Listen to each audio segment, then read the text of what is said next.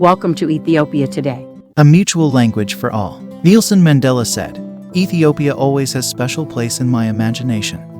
And the prospect of visiting Ethiopia attracted me more strongly than a trip to France, England, and America combined. I felt I would be visiting my own genesis, unearthing the roots of what made me an African. The president of Kenya, Uhuru Kenyatta, on his part described Ethiopia as the mother of African independence. If you regularly spend time with history, you would wholly agree with both presidents. If you don't know much about Ethiopia, let's share you a few things here. Ethiopia is located in the Horn of Africa. It is the 27th largest country in the world, 12th and second most populous in the world in Africa respectively. Ethiopia is one of the oldest countries in the world. The country has 84 indigenous languages and over 80 ethnic groups, which explains the country's diversity. Ethiopia is a founding member of the United Nations, the Organization of African Unity, the Non-Aligned Movement, the Group of 24, and the G77. Addis Ababa, the country's capital, is the headquarters of the United Nations Economic Commission for Africa, the African Union, the Pan-African Chamber of Commerce and Industry, and the African Standby Force. Ethiopia's security forces serve in peacekeeping missions in South Sudan and Somalia. They also team up with Western allies to fight Islamist militants. Ethiopia is rich in history and honor. Having acknowledged this fact, we'll walk you through a brief history in an attempt to help you understand how resilient Ethiopia is. In the 1890s, Ethiopia was challenged by an intruder, Italy. Ethiopia's independence was at stake. Italy offered Ethiopia's Emperor Menelik II a treaty and a bribe of 2 million rounds of ammunition. Menelik rejected it all. In response to this, the Italians declared war on Ethiopia. The Italian colonists assembled to invade Ethiopia with a Baratieri-led army. On March 1, 1896, the Italian army and Ethiopian army met at Adua.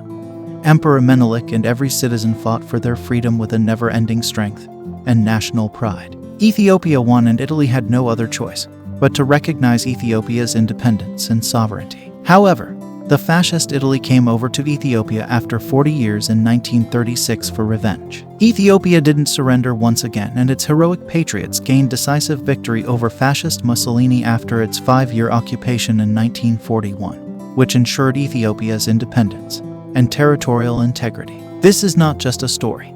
This is a reminder of how united Ethiopians were in their fight for freedom. Ethiopia was not only united in fighting for its own freedom.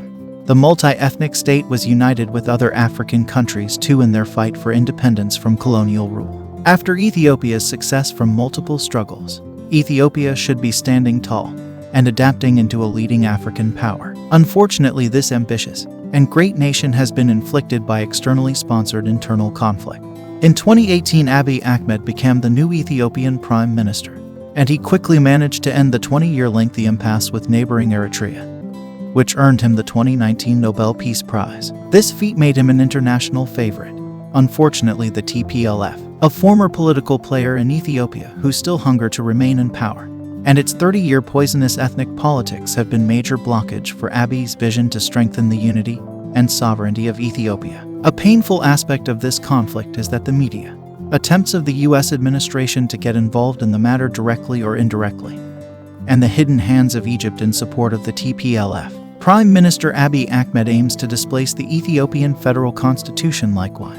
The multicultural ethnic governing coalition was drawn up by the Tigray People's Liberation Front, who has chosen ethnic identity over national identity. The Tigrayan leadership overthrew Ethiopia's Marxist Derg, who in turn established a multicultural governing coalition, and the federal constitution, which granted the right to determination and autonomy to 9 ethno-geographic regions in Ethiopia. After 2018, when Abiy came to power, his government decided to dissolve the Tigrayan leadership, formulated a multi-ethnic coalition because it posed huge problem on nation's sovereignty and regional integration. The Creator Party, TPLF, however, was not ready to accept this. Furthermore, the federal government had to postpone the local and national elections supposed to take place in May 2020 due to the worldwide COVID-19 outbreak.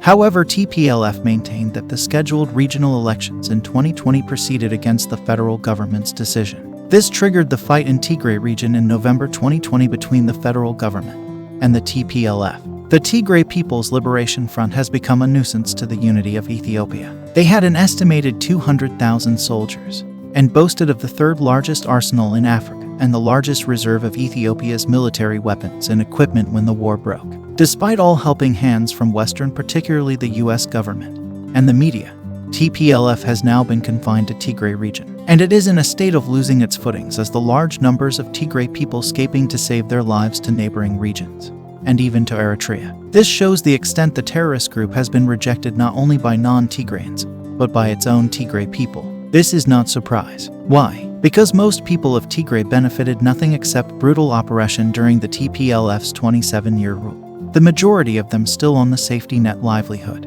The poor Tigrayans haven't had shares in the plunder of TPLF. Tigray mothers still have to travel long miles to fetch safe drinking water. On the other hand, news are emerging to say that some key TPLF figures have left the country, though we haven't proved yet this from independent sources. But the toxic spread over their reign is not leaving soon. At this point, there's a cry for unity all around the country. Recently, Mustafa Omar, president of the Somali regional state, tweeted, "Instead of counting ethnicity, I would rather like to replace it with Eastern Ethiopia, Northern Ethiopia, Western Ethiopia, Southern Ethiopia, and Central Ethiopia, and so forth." This is impressive, but don't get him wrong. What he is trying to explain is the extent of spoil the TPLF's 27-year of ethnic identity and politics over the national identity. The Ethiopian flag we see flying high now may not matter for some. However, the pain is more severe on a day when it's lowered, says Abrar Suleiman, an Ethiopian social media activist with 100,000 followers. A famous Ethiopian proverb supports Suleiman's argument, saying, "The gold held in the hand considered to be copper. The most precious wealth becomes cheap and ordinary because we own it." If a healthy person wants to stay healthy, they should continue to take care of their health. They shouldn't take it for granted. It would be very hard to find out the hinges that bind us all again once the territorial integrity and sovereignty of the nation is out of our control. Let's think about our unity mindfully. Now we are at a historic juncture where we can lay our hands on extremists, bury racism, and prepare for national consultation. Ethiopia will not fall apart. Unity for Ethiopia, Abrar Suleiman added. We must not forget that the centuries-old coexistence of Muslims and Christians in Ethiopia has produced many enemies for the nation. Let's avoid setting the fire on gasoline. Muslims in RC Zone, Manasa Warada, have donated 3 million birr and 20 head of cattle for the construction of the Orthodox Church recently. This reflects us. This is Ethiopia. If anyone who is not impressed or doesn't like this news, they must be missing out a very special and unique culture of this great nation. If this is the case, our value system must be wrong. Let's share you another similar incident recently happened. Fikri and Abraham Mala, who broke the window of Gemisi Kebali Medhanialam Church in Guragi Zone and stole money from Mude Alms, were arrested and brought to justice by the cooperation of Mekbul Mohammed and Huru Mohammed from the local Muslim community, according to the information obtained from zonal communication, showing belongingness and support between communities right at this demanding moment. And working together in a group motivates everyone to be at the top to ease tensions and create a sense of community harmony. The Ethiopian government should take careful actions and challenge itself to create a unique atmosphere for the unity of the nation. The authorities at various levels must work in coordination and harmony with each other as well as with the federal government. We think creating the same mindset similar to that of the Ethiopian National Defense Forces is crucial. Victory is inevitable when there is harmony and unity. That is why we say time and again unity for Ethiopia. This country is accustomed to victory through unity, not division. Let's ensure that we are all on the common ground. That's the motherland Ethiopia. Don't deprive her of what she is accustomed to. The time is due to facilitate a national dialogue within the nation. Community leaders and African leaders need to promote and facilitate a democratic, transparent, and partaking resolution of the conflict. Uniting Ethiopia must be taken with urgency. It's time for unity and peace. We believe that the federal government is trying everything to undo decades of divisions and mismanagements. But the people of Ethiopia must understand the challenges of Abiy's administration and closely collaborate with it to turn the tide of divisive conflicts. The Prime Minister recently tweeted the following message on his official Twitter page. We, as a people, have embraced our differences and lived together for many generations. Tolerance is one of the most important factors in our joint venture. As a nation, we must not allow those who want the destruction of our country to represent us in their plans. In some societies, the evil that we allow to occur is more likely to be used by other agents of evil rather than by close association with one another. Let us seek the minds of the discerning in our society and work to bring them closer instead of highlighting differences. The humanity we share compels us to do this. Violence in Ethiopia is killing all of us. We condemn the perpetrator and stand with the victim. None of us will benefit from the Ethiopian unrest, but peace from Ethiopia. Chief Ajaj, a Nigerian who recently said, "I do not consider myself Nigerian. I am African. Nigeria is the country I happen to have been born, but Africa is my nationality. And Ethiopia is my capital. I'm committed to doing everything within my power to protect Africa and Ethiopia. So help me God." Chief Ajaj is a passionate Pan-Africanist who spread hope, not fear, for Africa. We urge every party and individuals to put aside existing minor differences. Let's restore peace to Ethiopia.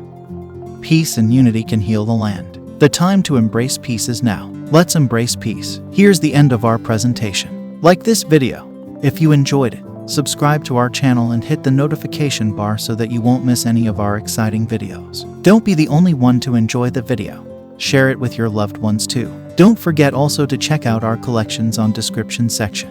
May God bless Ethiopia and its people. Many thanks.